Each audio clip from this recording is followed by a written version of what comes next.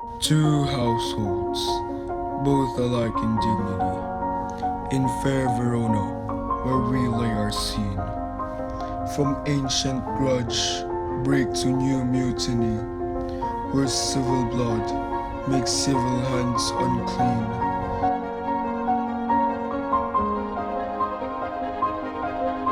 Maybe Saffrosa like, don't go. Do you not want us to be wed? Is it because I'm a Montague? From forth the fatal loins of these two foes, a pair of star-crossed lovers take their life, Yes, and while I am Capulet, whose misadventured piteous overthrows, doth with their death bury their parents. I'd rather die than to marry.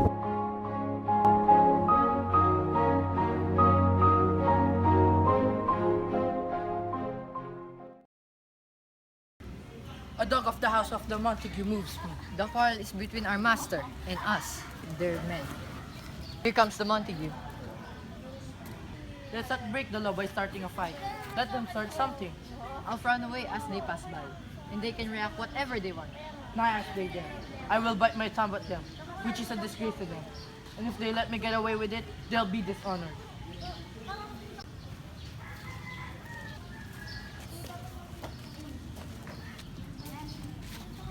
Do you bite your thumb at us, sir? Yes, I do bite my thumb, sir. Are you biting your thumb at us? Is the law on our side if I say I? No. No, sir. I do not bite my thumb at you, sir, but I am biting my thumb. Are you trying to start a fight? Start a fight? No, sir. But if you do, sir, I'm your man. I serve as good a man as you. But it's not better than mine. Well, sir, Say better. Here comes one of my master's kingsmen. yes, better, sir. Liar! Draw your swords, you fair men. Gregory, remember how to slash! Ah! Hey, bro! Hey, bro! Ha!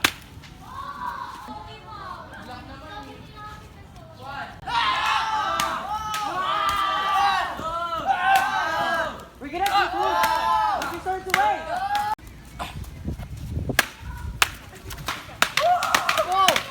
Put your swords away! You don't know what to do! You've drawn your sword To fight these heartless signs. Turn deep, Benvolio, and look at the man who's going to kill you. I'm just trying to keep the peace. It's either put away your sword or use it to help stop this fight.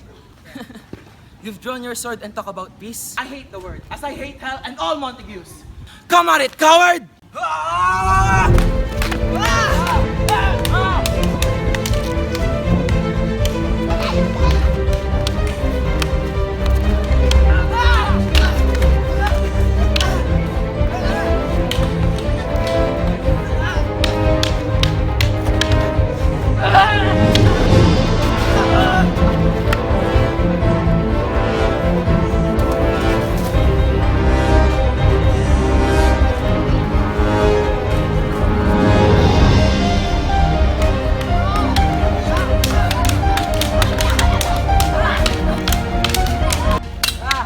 What was this?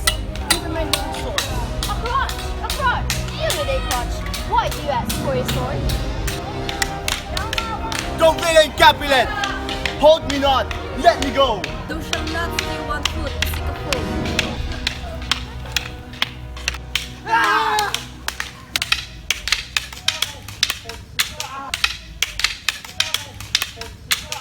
Prince Esculus has arrived.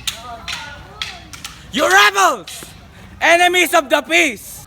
Men who turn their weapons against their own neighbors. You men! You beasts! Who satisfy your anger with fountains of each other's blood. I'll have you tortured if you don't put down your swords and listen to your angry prince.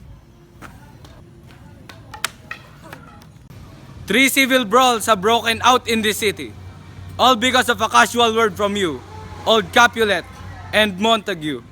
If you ever cause a disturbance on our streets again, you'll pay for it with your lives.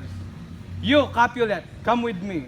Montague, come you later this afternoon. Once more, on pain of death, All men depart.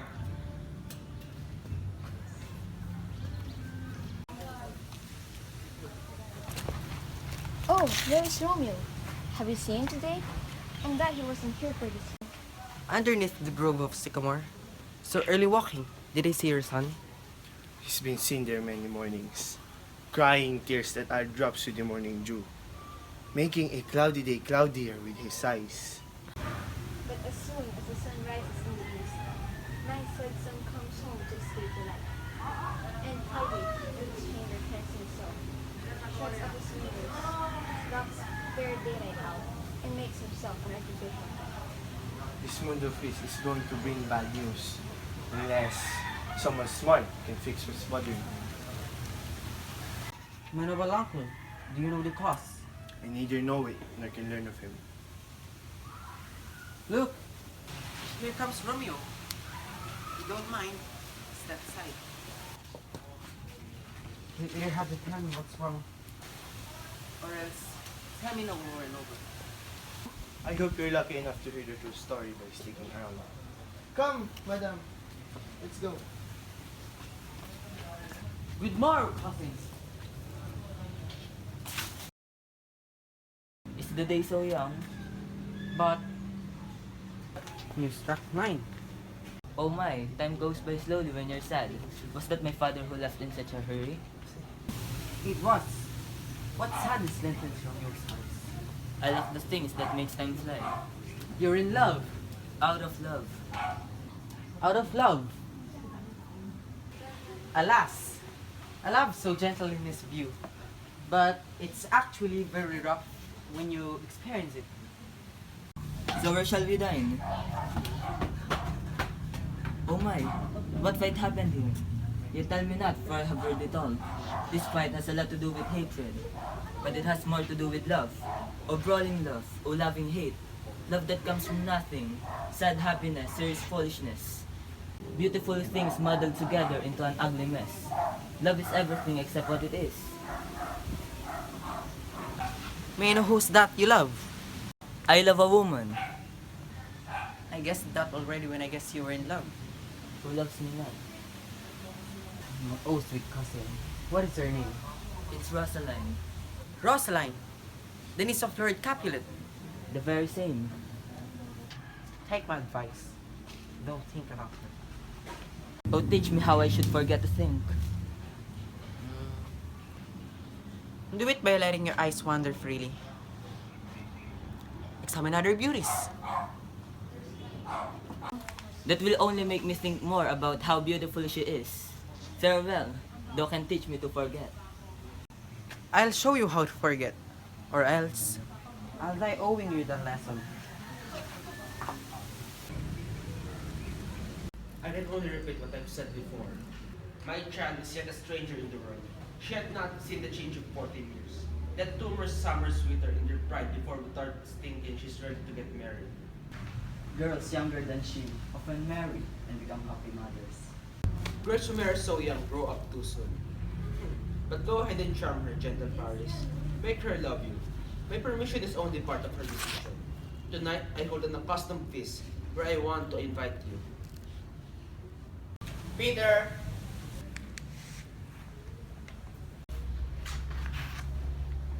Go walk around Verona, the people whose names are written in books, and invite them to my house.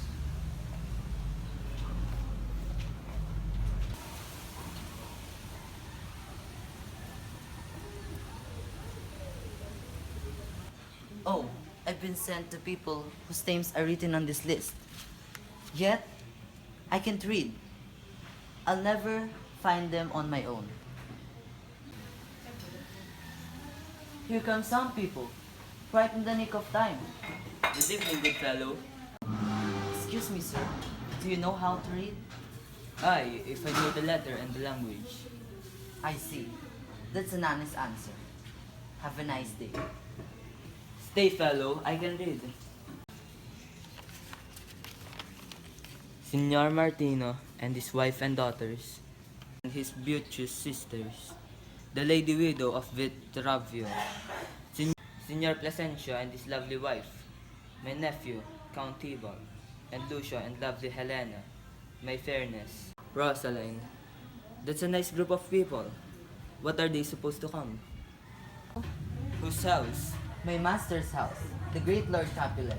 And if you don't belong to the house of Montague, please come and drink a cup of wine. Rest you merry. So Rosaline will be at the Capulet's traditional feast, along with very beautiful women in Verona. Go there and compare her objectively to some other girls, and I'll make you think you're swan as crow. One fairer than my love? The sun itself has never seen anyone as beautiful since the world began. I'll go with you, not because I think you'll show me anything better, but so I can see the woman I love, Rosaline.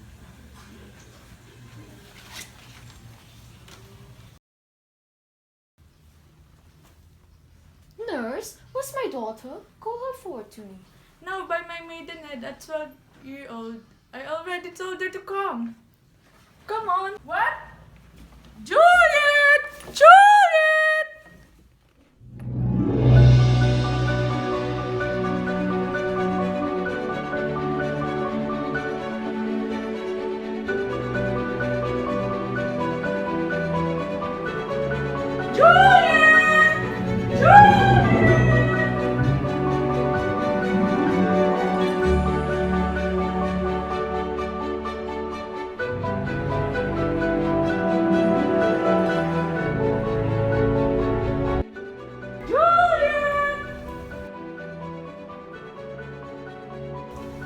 How now, who falls? Your mother.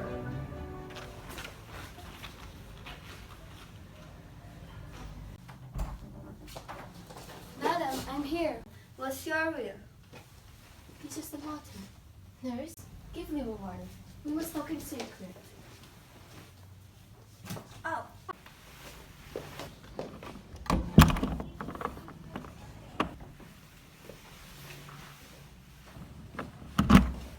Nurse, come back here. I just remembered. You can listen to our secrets. You know how my daughter is. Yes, I know her age down to the hour. She's not even 14. I bet her 14 for my own teeth. But I'm sorry to say, I only have 4 teeth. She's not 14. How long is it to lamb's time? 2 weeks and a few odd days. I think of her birth as if it were yesterday. I remember! She had cut her forehead just the day before. My husband. God rest his soul. He was a happy man. Picked up the child. Oh, he said, did you fall on your face? You'll fall backwards when you grow smarter, won't you, Jewel? Oh, to watch a joke come true. I bet if I lived 1,000 years, I'll never forget it. Enough of this. Please be quiet. Yet, madam, I must laugh to think that a child could stop crying like that and then calmly say yes. No, you stop too, nurse, please. Peace! I'm done talking. May God choose you to receive His grace. You were the prettiest baby I ever nursed. And I might live to see thee married once. I have my wish. That is the very theme I came to talk of. Tell me, daughter Juliet, what do you think about getting married? It is an honor that I did not dream of. I never think of it. Well, think of marriage now. Younger than you here in Verona are already mothers. By my count, I was your mother much upon these years that you are now a maid. Thus, then in brief, the villain Paris seeks you for his love. Count Paris? What a man, young lady! He's as great a man as any in the whole world. He's as perfect as if he were sculpted from wax. Summertime in Verona has no flower as fine as him. What do you say? Can you accept Paris' love? I hardly know him. Then learn to know him at the feast tonight. Seek how you feel. Seek if you could be happy with him. I'll look at him and try to like him. At least if what I see is likable. If that's my parents' wish.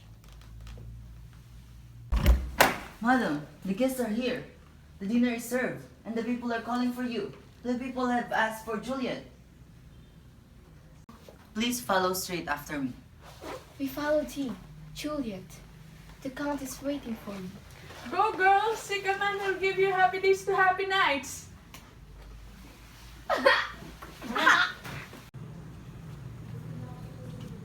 What will we say as our excuse? Or should we enter without apologizing? It's out of fashion to say lengthy explanations like that. Let's give them a dance and be gone. I don't want to dance. No, gentle Romeo. We must have a dance. Not I, believe me. You have a dancing shoes with a nimble sole, and I have a soul of lead, and it's so heavy, it keeps me stuck on the ground. You are a lover. Borrow Cupid's wings and fly.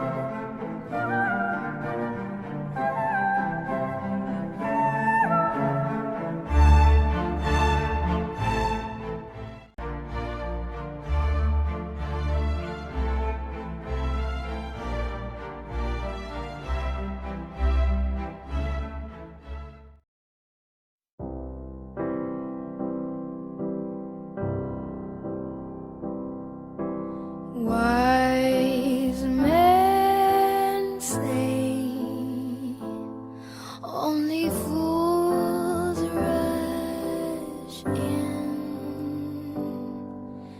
but I can't help falling in love with you. Oh, shall I stay? Would it be a sin? Oh, if I can't help falling in love with you,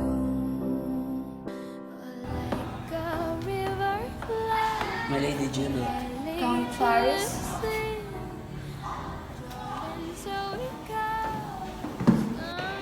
Can I message that you would be able enough to dance and warm my evening with that release?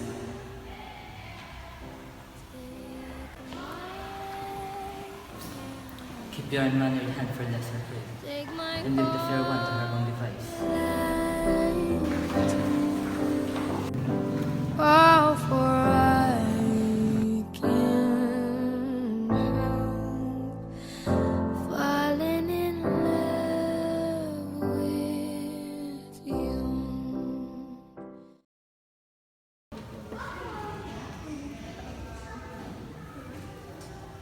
To Montague's in Capulet's domain. Master Benvolio, have you all run mad? He that I stand for us, for love of your green eyes.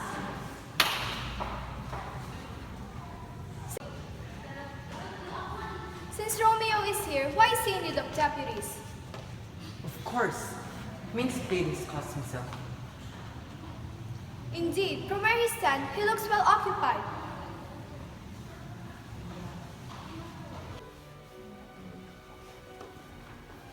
Uncle, this is a Montague, our foe, a villain that is hidden, come in spite to mock our party. This young Romeo? Tis he, that villain Romeo. What does this peasant Bertha here with his face covered by a mask to sneer at and scorn at our celebration? Calm down, General Cousin. I heard he carries himself like a dignified gentleman. If you respect my wishes, you will smile, because that is how you behave in a peace.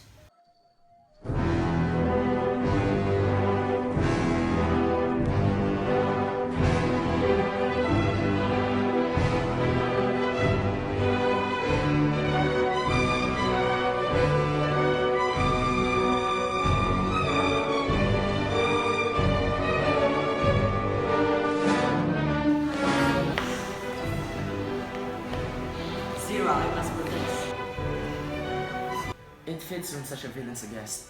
I'll not endure him. He shall be endured. What say, little man? Am I the master here, or you? You'll start a riot. You'll be the rabble rouser.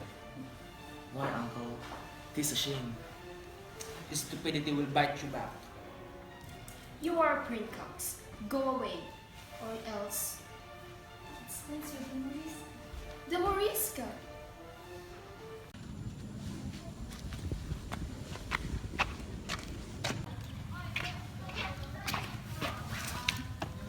Speak, sir. You are too great for one who cuts a country dance. If I profane with my unresty ascend, this holy shrine the gentle sin is this. My two lips are standing here like blushing pilgrims, smooth the rough touch with a tender kiss. Good pilgrim, by holding my hand you show polite devotion. After all, pilgrims touch the hands of statues of saints. Holding one palm against another is like a kiss. Don't saints and pilgrims have lips too? I, pilgrim, lips that they must use in prayers. But then they're saying, let lips do what hands do. I'm praying for you to kiss me. Please grant my wish so my faith doesn't turn to despair. Then move not while my prayers affect thy sake. Now my sin has been taken from my lips to yours. Then do my lips now have the sin they took from yours? Sin from my lips? You encourage crimes with your sweetness.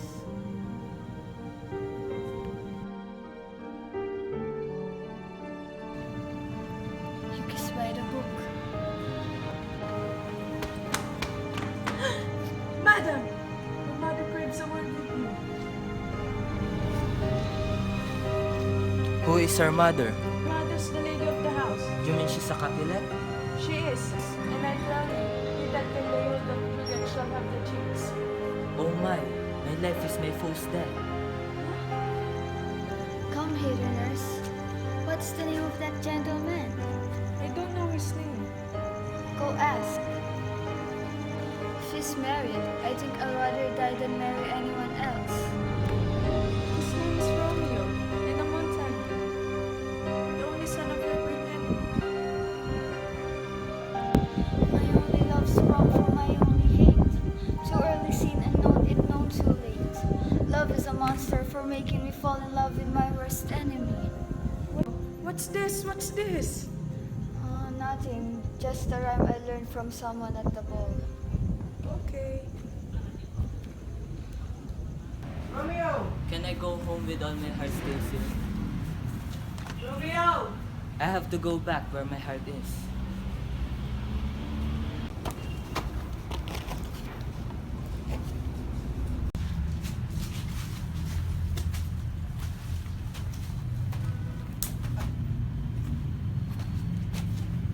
Romeo. My cousin Romeo. Romeo. He's wise. I bet. He slept and went back to bed. Run this way and lift over the orchard wall. Call to him, Mercutio. I'll conjure him as if I was summoning a spirit. Romeo! Man! Passion! Love!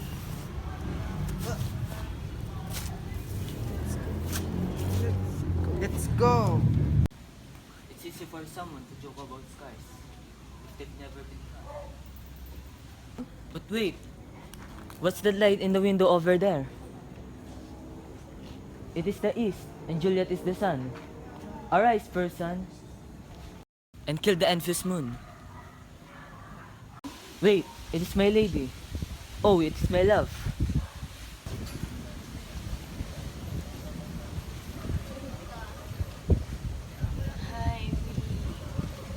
She speaks. Oh, speak again, bright angel. Oh, Romeo.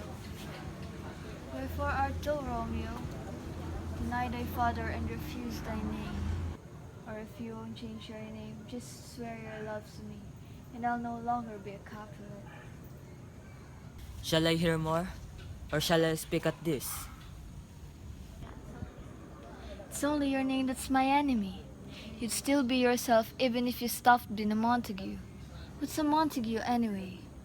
It isn't a hand, a foot, an arm, a face, or any other part of a man. Oh, be some other name.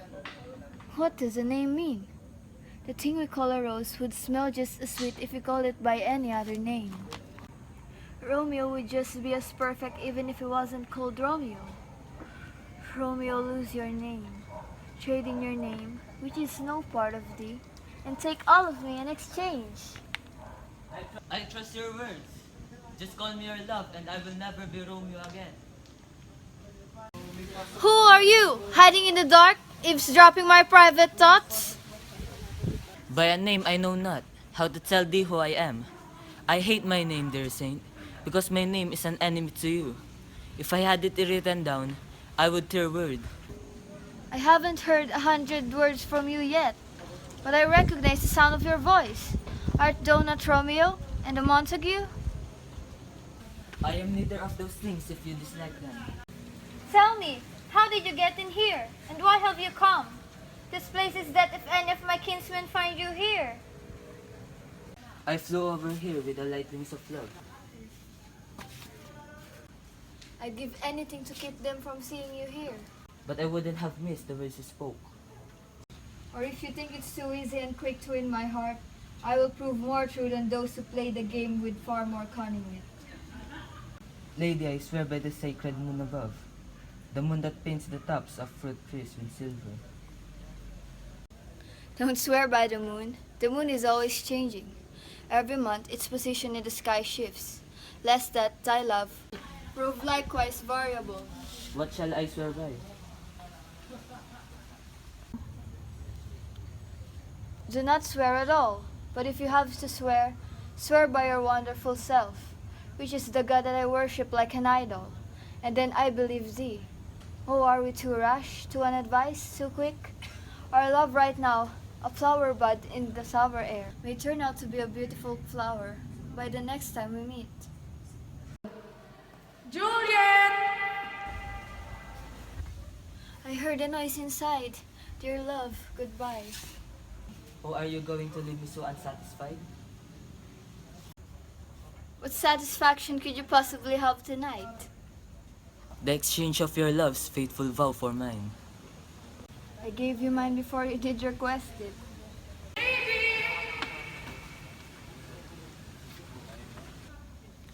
Just a minute, good nurse. Sweet Montague, be true. Stay here for a moment. I'll come back. By and by I come. Then I will send a messenger to you to learn my fate. Where and what time we will perform the rite. And all my fortunes at your feet I lay, and follow you, my lord, throughout the world. I promise. 1,000 times good night. Leaving you is 1,000 times worse than being near you. Romeo, My love, what time tomorrow should I send a messenger to you? by the hour of 9. I will not fail. 'Tis 20 years till then. I have forgotten why I called you back. I'll forget it, and you'll have to stand there forever, only remembering how much I love your company.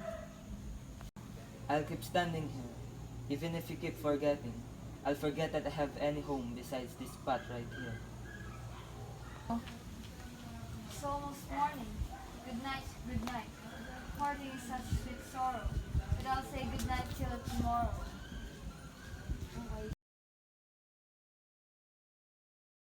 I hope you sleep peacefully.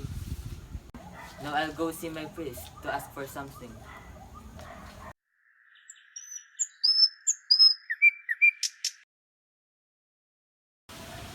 The earth is nature's mother and her queen.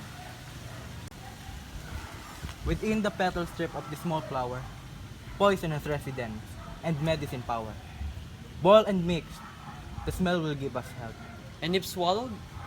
The result is instant death.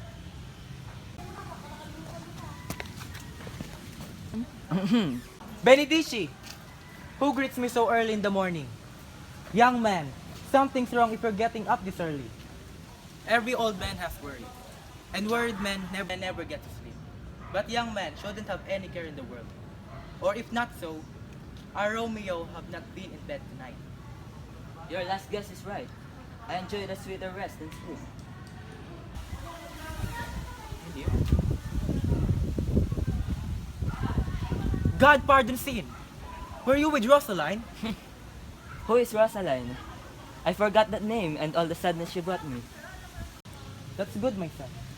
But where have you been? I'll tell you before you have to ask me again. Oh Father, know my heart is set on the fair daughter of rich Capulet. As mine on her, so her is set on mine. We're bound to each other in every possible way. I'll tell you more about later.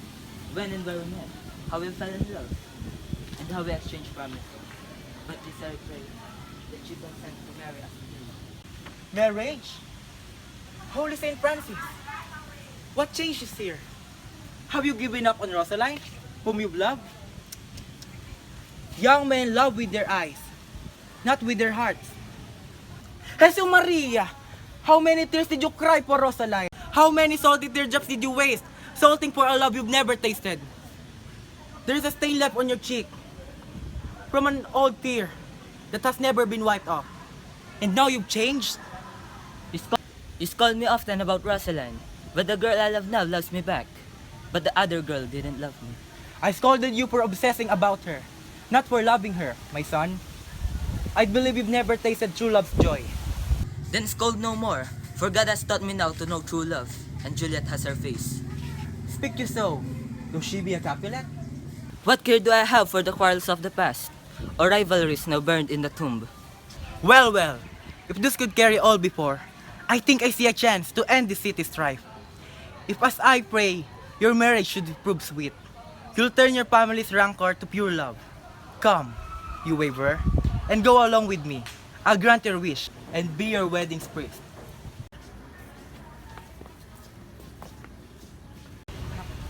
Where the devil should this Romeo be? Didn't he come home last night? Not to his father's house. I spoke to his man. That fair-skinned, hard-hearted hussy. Rosaline is going to torment him until he goes insane. Tybalt, the kinsman to old Capulet, had sent a letter to his father's house. I bet it's a challenge. Romeo will answer the challenge. Alas, poor Romeo. He's already dead. Why? Who and what is Tybalt to be so sure of victory? More than a prince of cats, I tell you now. He fights like a music player, all precision, and keeps his time and distance at perfect play. With 1, 2, 3, and in your chest. He's a gentleman and a duelist, and none who fight him will live to tell the tale. Comes Romeo. Comes Romeo. Good morrow to both of you. Ah, Senor Romeo. There's a French rhythm that matches your French-style pants. You picked us out pretty good last night. What counterfeit did I give you? You gave us the slip, sir. The slip. Can't you understand what I'm saying? Excuse me, good Mercutio. I had a very important business to take care of. It is so important that I had to forget about courtesy and good manners. Come between us, good Benvolio. My wits faint. Your joke is a bitter apple. Your humor is a spicy sauce. Why is that all this joking better than groaning about love? Now you're sociable. Now you're Romeo.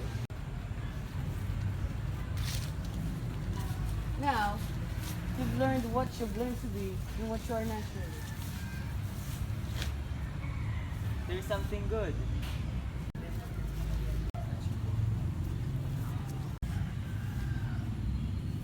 Sail! A sail! There's two. A shirt and a smock. Give me my fan, Peter. What fan? The fan! Here's your fan, madam! Stop! Good, Peter. Give her her fan to hide her face. For her fan was prettier than her face. No less, I tell you. For the body hand of the dial is now the prick of the moon. Get out of here! What kind of man are you? I'm a man, my lady, that God made for himself to him. He speaks the truth for himself to ruin. He says, "Gentlemen, can any of you tell me where I can find young Romeo?" I'm the youngest man by the name, because there is no younger or worse. If you be he, sir, I desire some conference with you. If you be he, sir, I desire some conference with you. You will invite him to some supper. Abode! Abode! Abode! Farewell, ancient lady! Farewell, lady!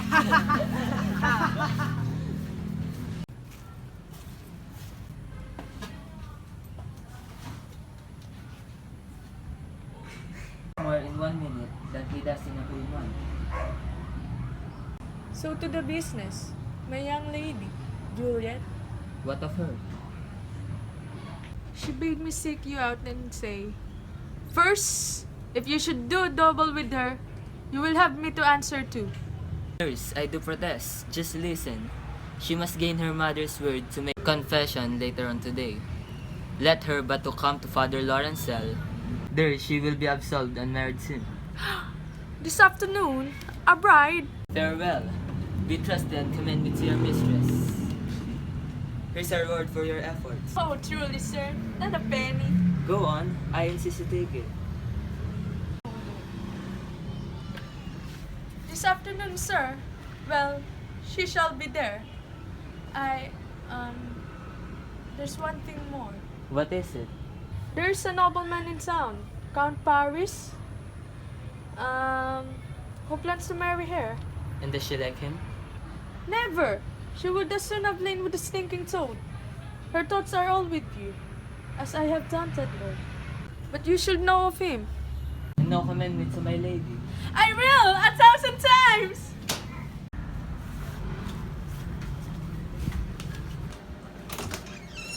Why, my darling nurse? What news? Oh, tell me you found him. Good, sweet nurse. Oh, my bones ache after the day I've had. I would exchange my bones for all your news. Please speak, I pray you. Dear sweet nurse, do tell. What's the rush? A minute's patience, please. Can you not see I'm out of breath? Let me just know if it is good or bad. Well, I must say, you have good taste in men. But nurse, I know all of this before. What says he of our marriage? What of that? Lord, what a headache I've got. Curse your heart for running me all over town. I could get sick and die.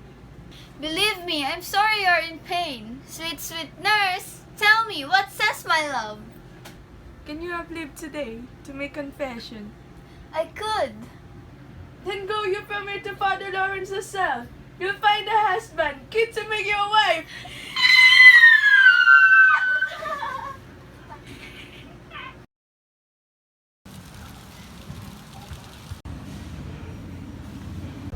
May the heavens be happy with this holy act of marriage. So nothing unfortunate happens later. That will regret it. But whatever misfortunes occur, they can ruin the joy I feel with one look at her. All you have to do is join our hands with holy words. The sudden joys from sudden endings. Good evening, my spiritual confessor. I owe those things to you with all my heart.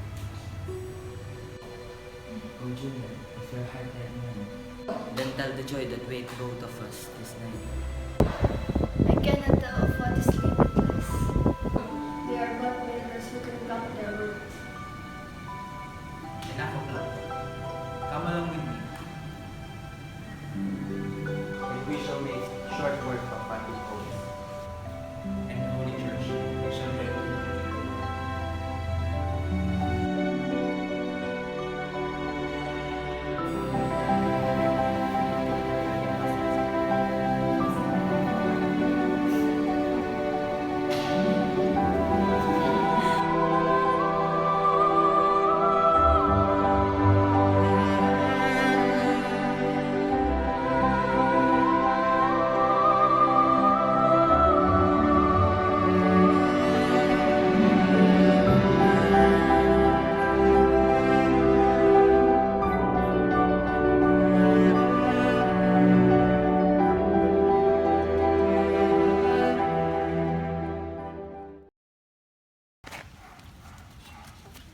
pray you, good Mercutio. Let's go. Capulets are out. You are like the man who snatches off his sword on the tavern's table, lays it down forthwith, and vows to have no need for it. Till, with the second beer, he takes it up and runs his whole sword. Am I such like a fellow? Come on! You get as angry as any man in Italy when you are in the mood. And when someone makes the smallest thing to get you angry, you get angry. And when you're not in the mood, you find something to get angry about. Is it so? Why? You'd quarrel with the man for cracking nuts, for the insult given your hazel eyes. I've seen you quarrel with a man for coughing in the street because he woke your dog. And if I did, still less quick to find a fight than you.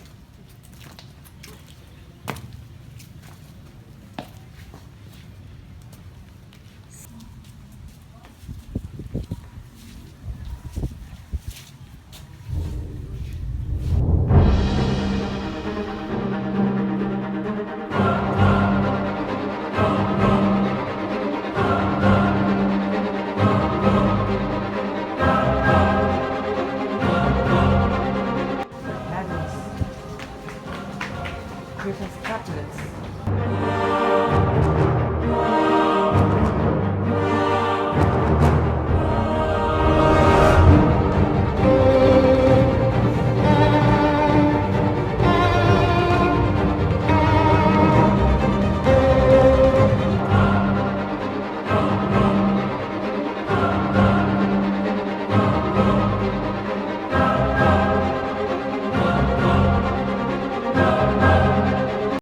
Wait here. I'll talk. Good morrow, gentlemen. A word with one of you. A single word with one of us. Let's couple it with something. Maybe a word and a blow. You'll find me good at that, Mercutio. Well, if you give me the chance. Can you not take the chance, or must it be given? I've sent a letter to Romeo, to whom you consort with. Consort? What? Do you imagine us a pair of minstrels? Or shall it make you dance? Consorts. Indeed. Mercutio, Tybalt, this is a public place. Either withdraw yourself into some private place, and there dispute your grievance, or else, and better yet, go home. Men's eyes were made to look, and let them gaze. I will not budge for no man's pleasure.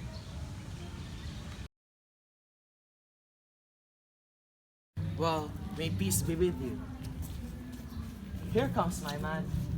The man I've been looking for. Your man? I do not see him in your livery. How dare you call a Montague your man? Romeo, the hate I bear thee can afford no better term than this. Thou art evident. Tybalt, I have a reason to love you that let me put aside the rage and exist the insult. I am no villain, so goodbye. I can tell you don't know who I am. Romeo, boy, your words can excuse the hurt you've done to me. So now turn and draw your sword. I do protest I never injured thee. I love you more than you can understand until you know the reason why I love you.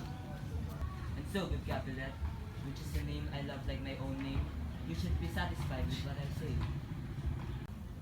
Oh, come, dishonorable, vile submission.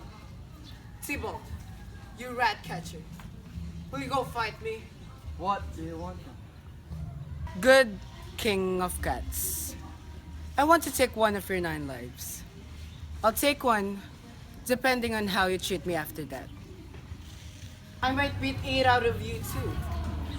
Will you put your sword out of its sheath? Hurry up! Or I'll smack one of your ears with my sword before you have yours drawn. I'll fight you. No, Mercutio, put your sword down. Come, sir. Let's begin. Are you ready?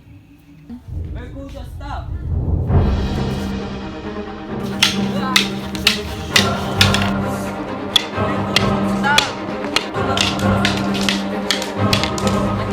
Tibalt! Mercutio!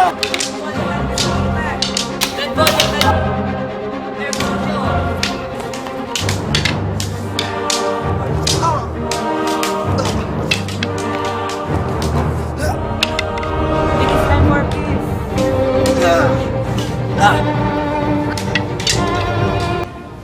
I'm hurt. I'm hurt. What? Are you hurt? No, it's just a scratch. Why the devil did you come between us? Huh? You struck me from under your arm. I thought it was the right thing to do. To hell with the Montagues and the Capulets who swore, stolen all my days, plague on both your houses. Mercutio's dead. The future will be affected by these terrible events.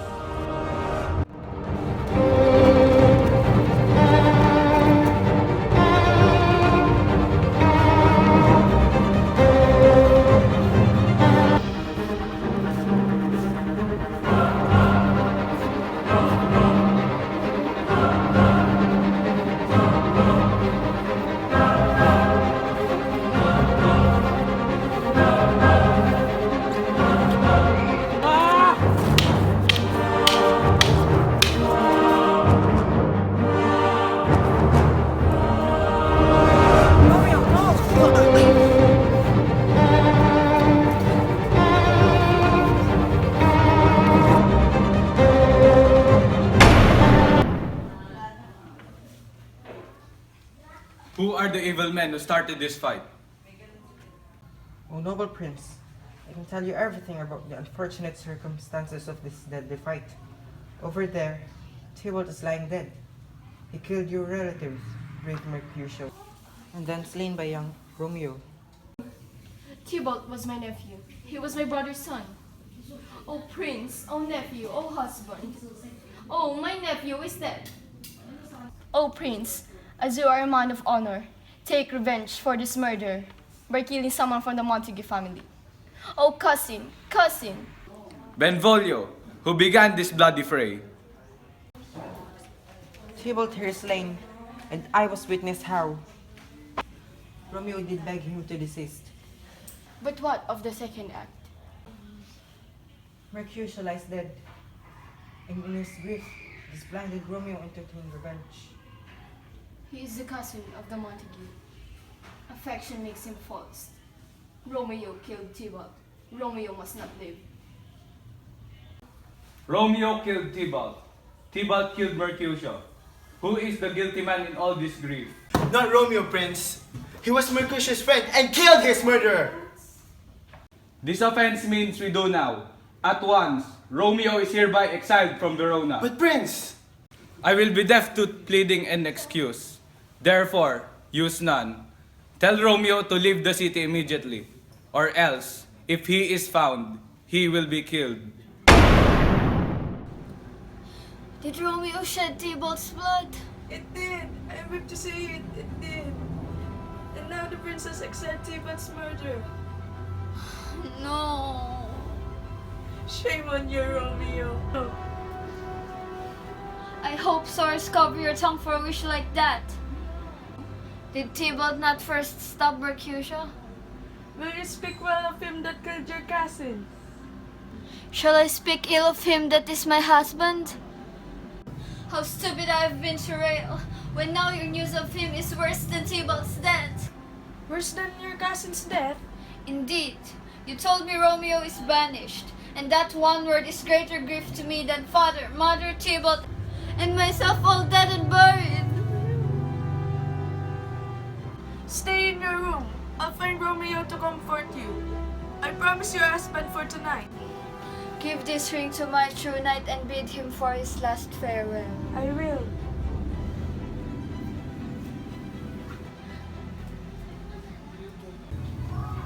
Oh, Romeo. What brings you here? What if I don't but murder me tomorrow?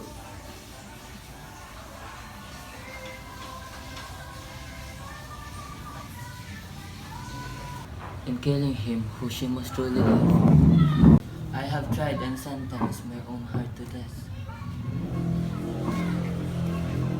But if she can pity my suffering, then may it wait 1,000 darwins more. Disasters follow you like hospitals. Tell me the prince's verdict. Am I today so young? Not yet, at least. His judgment has more pity than you dread. He seeks to have you banished and not dead. Not banishment. Be merciful. Say death. For exile has more terror in its look. Much more than death. Do not say banishment. All he asks is that you leave Verona. It's not so much. The world is broad and wide. There is no world beyond city's wall, and exile is another word for death. Rude, unthankful boy.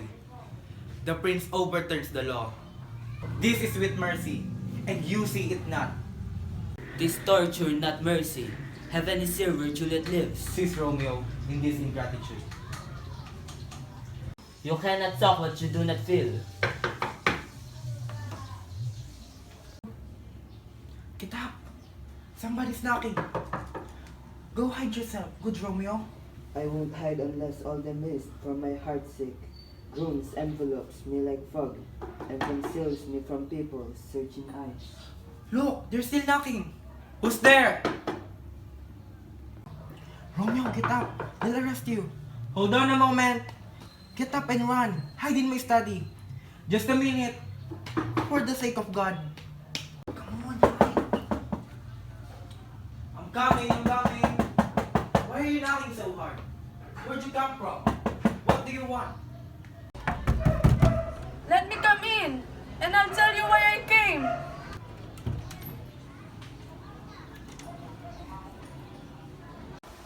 Welcome then. Where's my lady's lord? Where's Romeo? Behold him now with his own tears drowned. So is my lady Juliet just the same? Weeping and blubbering and weeping. Good nurse, you speak of Juliet. Does she not think I am a murderer? She weeps and lies upon her bed, and then jumps up and cries out, Tybalt and send Romeo. It kills her as it killed her noble kinsman. Oh, tell me in what part of my anatomy does lodge my name. Tell me so I can cut it out of myself. What? Would kill yourself and all the ladies hope? Look there, Wills. Your Juliet is alive. There you are happy. Tybalt would kill you, but you instead killed Tybalt. Take heart. The prince has altered death to make exile. Another stroke of luck to make you smile. Have done with pouting. Go to your love. Climb to her chamber. Kiss and comfort her.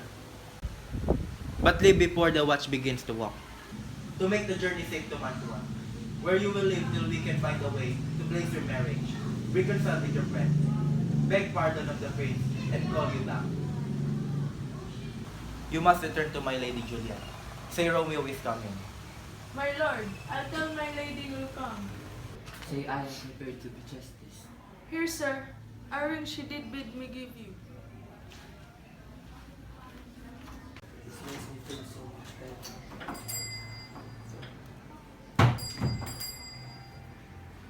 If I were not to gain a joy, past joy, I would be sad to leave you, so farewell. Why the race to drag her to the church? Give her time to mourn her cousin. We have no time for sterile tears. If Paris restive, we shall soon be rid of her. If he be not persuaded, she is his. I do not think he is so changeable. Let us not take a chance with lovers' vows when Jove does not laugh at their fragility.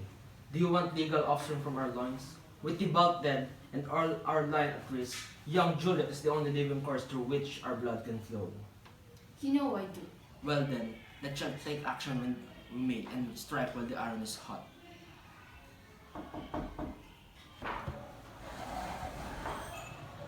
Paris, welcome. How was my lady in this sorrowful hour? I thought I might be some comfort to her. Tonight, she is in prison in her grief, but in the morning, I will know her mind. Wife, bid her tonight to make ready for her wedding day. How does Thursday sounds? Does Thursday sounds good? My lord, I wish Thursday were tomorrow. Thursday it is then.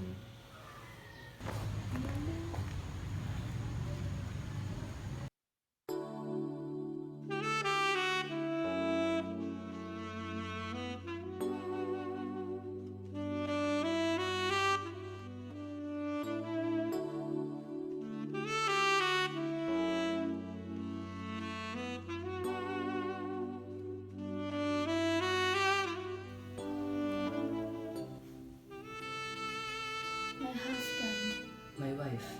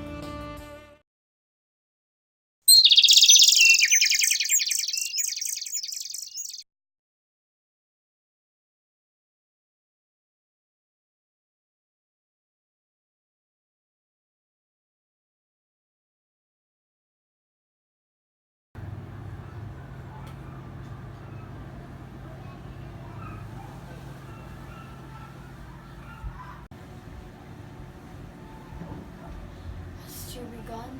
You heard the nightingale and the lark, I promise. Believe me, love, it was the nightingale. It was the lark, the herald of the moon. No nightingale. Look, love, I must begin and live, or stay and die. I will lie with you and say it's not day.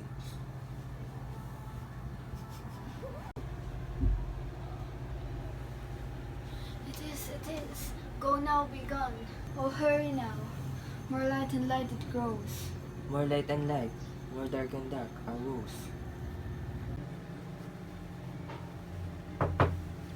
Who is it?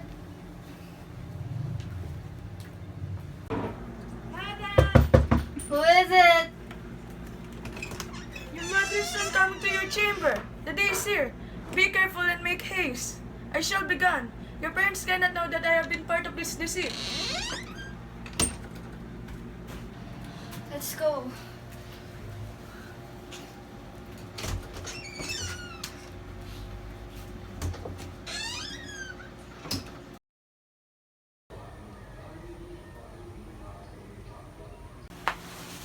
I have joyful news for you, girl. And it's good to have a joy in such a joyless time. What's the news? Please tell me. At St. Peter's Church early Thursday morning, the gallant, young, and noble gentleman Count Paris will happily make you a joyful bride. What is the rush? I pray you tell. My lord, I will not marry yet. And when I do, I swear it shall be Romeo, whom you know I hate, rather than Paris, whom I despise. Here comes your father. Tell him so yourself, and see how he takes the news. Are you, girl? Are you some kind of fountain? Why are you still crying? Wife, where do things stand? Have you told her our decision? Yes, sir, I told her, but she won't agree. She says thank you, but refuses. I wish the fool were dead and married to her grave. Wait, hold on, wife. I don't understand. She refuses? Isn't she grateful? Doesn't she realize how perfect a match this is? Doesn't she know what a blessing this is? Doesn't she know how unworthy she is of such a gentleman we found for her? Thankful I am and grateful for your love, but proud I cannot be for what I hate. How? Chop logic! What is this? Proud and thank you, but I thank you not! Are you mad? Good father, I beseech you on my knees. Will you not give me leave to plead my cause? Forget about you, you worthless girl. You disobedient wretch. I'll tell you what. Go to church on Thursday or never look me in the face again. Don't say anything. Don't reply. Don't talk back to me. I feel like slapping you. Wife, we never thought ourselves blessed that God only gave us one child. But now I see it. This one is one too many. We were cursed when we had her. She disgusts me. The little hussy. My God in heaven bless her! My Lord, you're wrong to berate her like that! Why, wise lady? You old woman, go gossip with your friends. Don't talk to me because I won't say a word. Do as you please because I'm done worrying about you.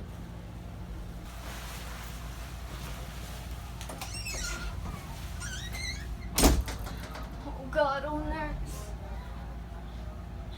How can this be stopped? My husband is alive on earth. My vows of marriage are in heaven. How can I bring those promises back down to earth unless my husband sends them back down to me by dying and going to heaven? Give me comfort. Give me advice. Nurse!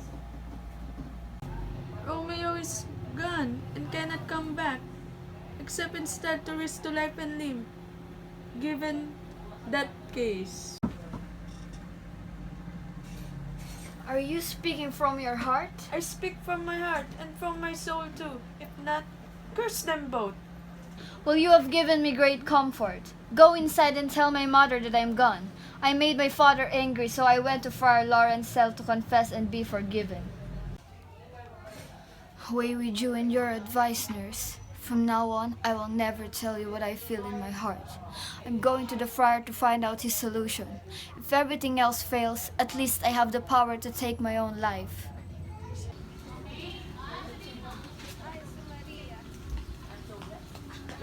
Oh, Juliet, I understand your grief.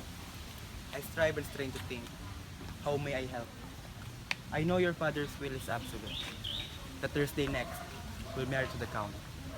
Why talk of what must be which cannot be?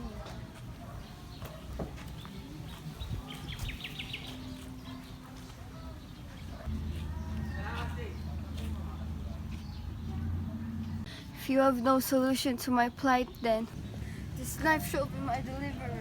Oh, si Maria! God joined our hearts in bliss. We joined our hands in death is better than the ruin of all. So bless this plate, unless you have a remedy, and I'll exchange my honor for my life. Daughter,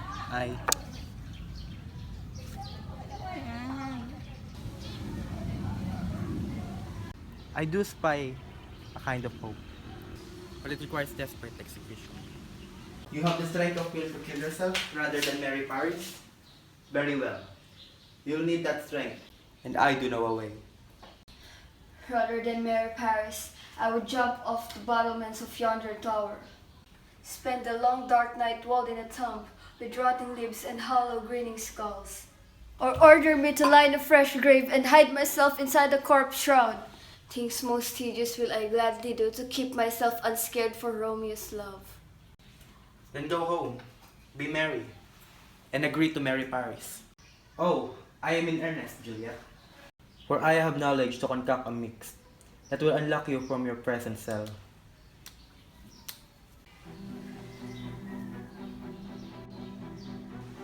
If you but find the nerve to swallow it.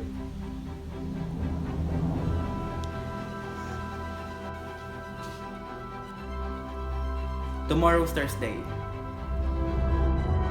Now tonight, make sure you sleep alone. And send your prying nurse out of the room. Lie down upon your bed, then take this vial, and drink the clouded juice to the last drop. Soon, soft drowsiness will close your eyes. Your pulse will cease, and there will be no sign of life within you.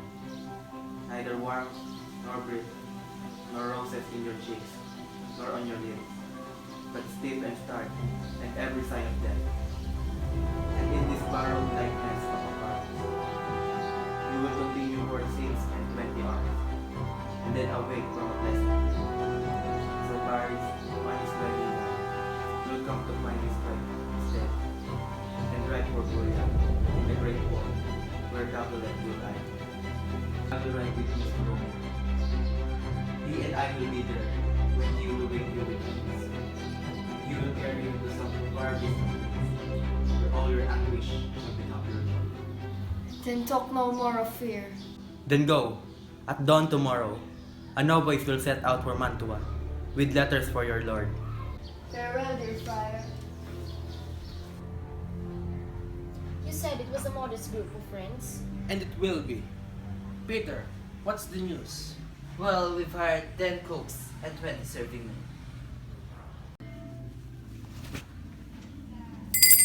Nurse! Nurse! Nurse. My lord? Has Juliet gone to Friar Lawrence's cell? She is, to make confession of her sins. I hope you found some good in her.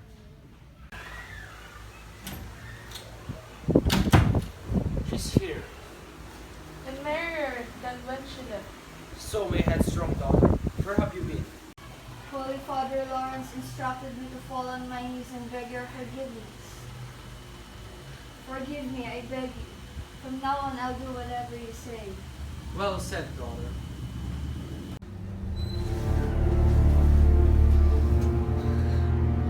No love give me strength.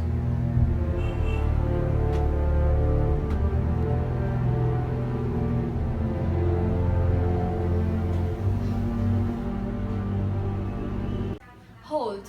Take this keys and fetch more spices, nurse. The cook wants dates and quinces for the pies. We must move on. Paris will be here. Spare not the cause. My lady, my lord, you must get some rest, or you will not survive the wedding feast. What nonsense. I have stayed up all night for lesser cause than this. Now why? And look to have no repetition now. A wife still jealous after all these years? This just compliment. It gives me more cheers. Now why? And look to have no repetition now. A wife still jealous after all these years? This just compliment. It gives me more cheers. Wife, nurse, will nobody obey me? Oh, peace, peace! Go awaken Juliet, dress her and trim her. Pray, she compliments the bridegroom. Mistress! My Juliet! Oh, still fast asleep. Come, lady, come, lad. It's time to wake up. Well, you're probably from a few hours first.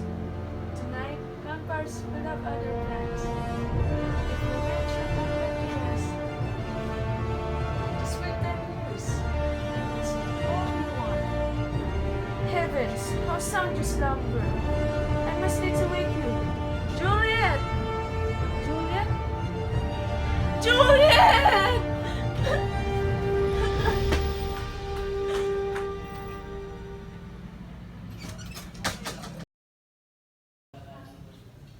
Come, is my bride ready to go to church? Ready to go, but never to return. My son, the night before your wedding day, your wife was stolen from you. What? Are you saying she is dead? Flower as she was, that is now my heir. My daughter is married.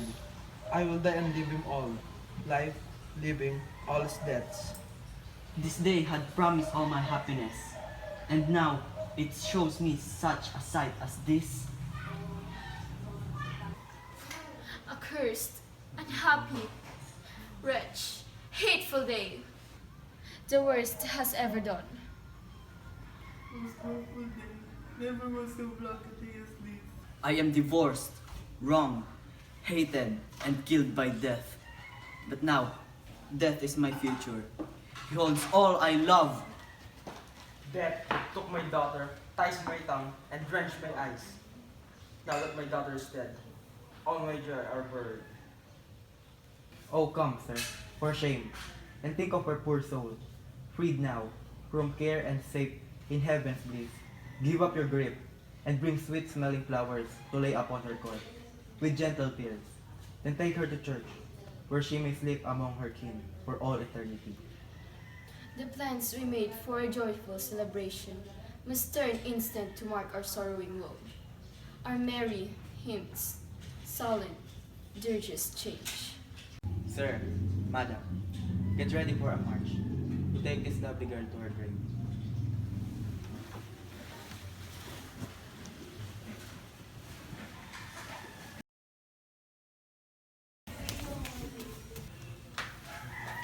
Stop! I beseech you, sir, in heaven's name. Say now, are you a holy man of God? I'm a novice, but I serve God, yes. My daughter is sick. I have an errand to perform in Mantua. By when? Before tonight. Mantua is 2 weeks away. I'll take you there myself. Do not nihil your child.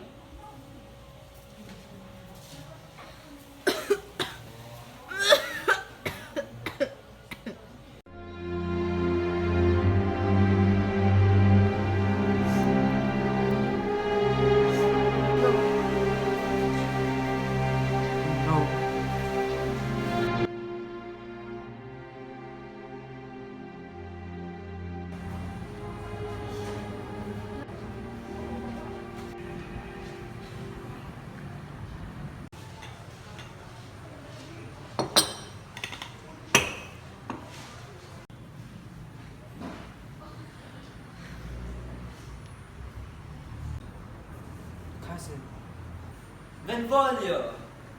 Welcome! With Verona's news? I do bring news. It's true. Then spit it out. How does my lady? Is my father well? How does Juliet? See, I asked it twice. And I must answer once. See the rose. Her body sleeps among the captives. The great monument marks their fate. Juliet is dead. Only her mortal part. Her soul lives on in heaven's blessed care. Do you know this or heard a story told? I saw her, laid in her kindred's vault. That I come as quick as I could. Pardon me, cousin, that I come with a tale so full of grief. And it is so, then I must hurry and leave for Verona tonight. I beg you, give yourself some time. You must be with a savage grief, and did a while come your raging thoughts. Cousin, you're deceived. I know my mind. Jacqueline! Are there no letters for me from the friar? No, my good lord. No matter. Get fresh water for your horse. I'll meet you by the city gates. Go!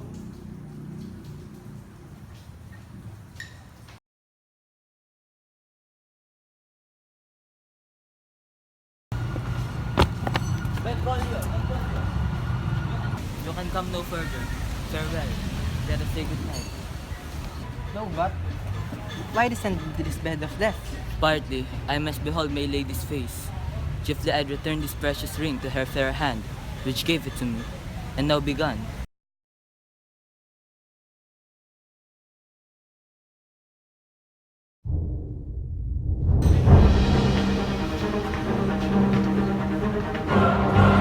Banish Romeo Montague, who murdered Juliet's cousin, noble Tybalt, causing her the grief that took her to the grave, and now he comes to desecrate the dead.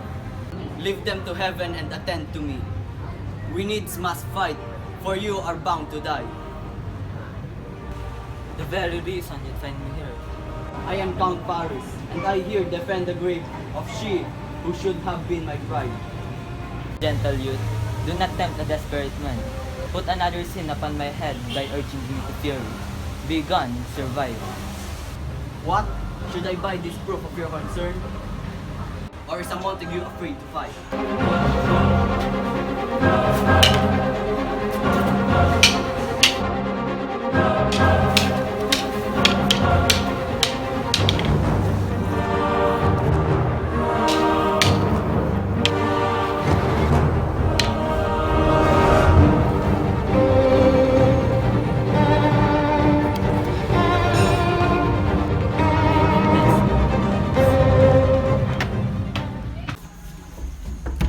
Friar, Friar Lawrence.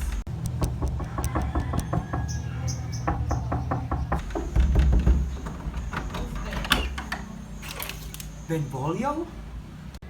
What brings you here to me at dead of night?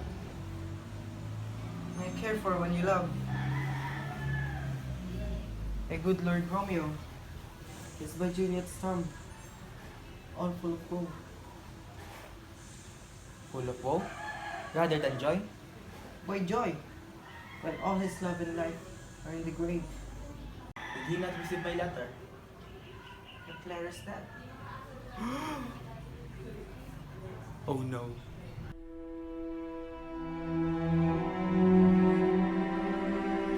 Living this sweet corpse is a trial enough.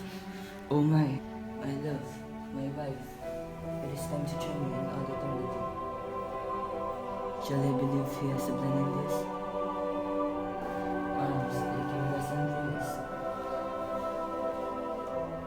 and lips before every sin of righteousness. Come with your candle, come and savory guide. Here's to my love.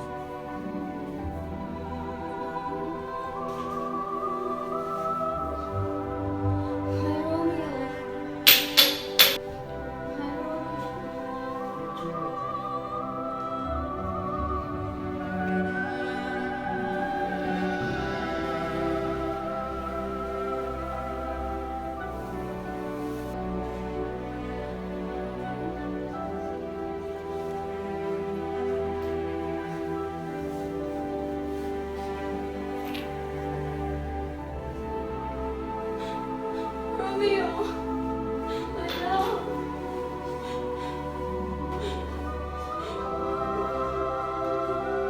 Yes, with a kiss I know.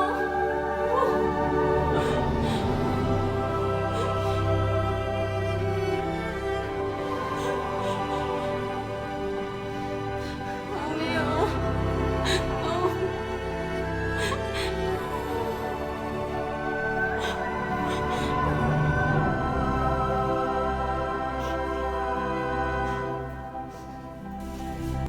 Oh no. Oh no. Oh no. So pale.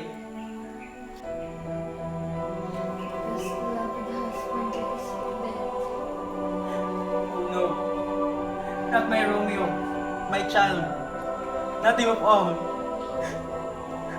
Oh, what unkind art has brought to pass the miserable dead. Alas, my lady, we are overturned.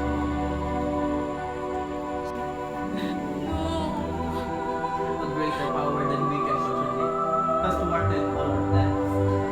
Come away from them, but I journey unnatural sleep. Leaving my husband to face this alone. Who's there? The watchman! My lady, come away! Unkind, to drink it all and leave no drop so I could follow after. Nay, good my lady. Listen and come. I will hide you in a sisterhood full of nuns. Let's go. You go, I must bid farewell to Romeo. Stay there until you are at peace. But linger now. I'll call back the watchman. Who's there? Who's there? Who's with it? The boy has come to my bidding.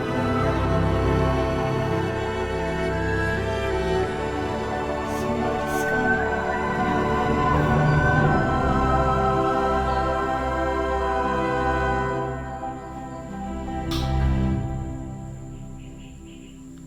Oh, happy dagger, this is thy sheath. There rest and let me die.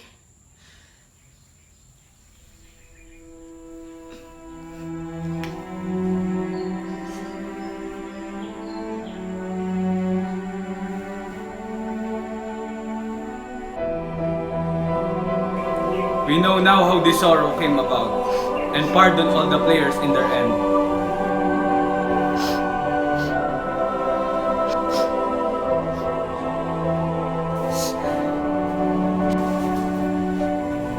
Yes, can we take a lesson from their deaths?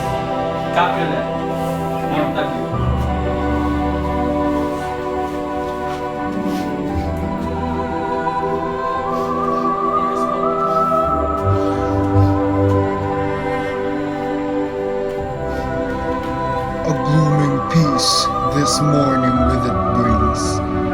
son for sorrow will not show his head. Go hence to have more talk of these sad things. Some shall be pardoned and some punished, for never was a story of more woe than this of Juliet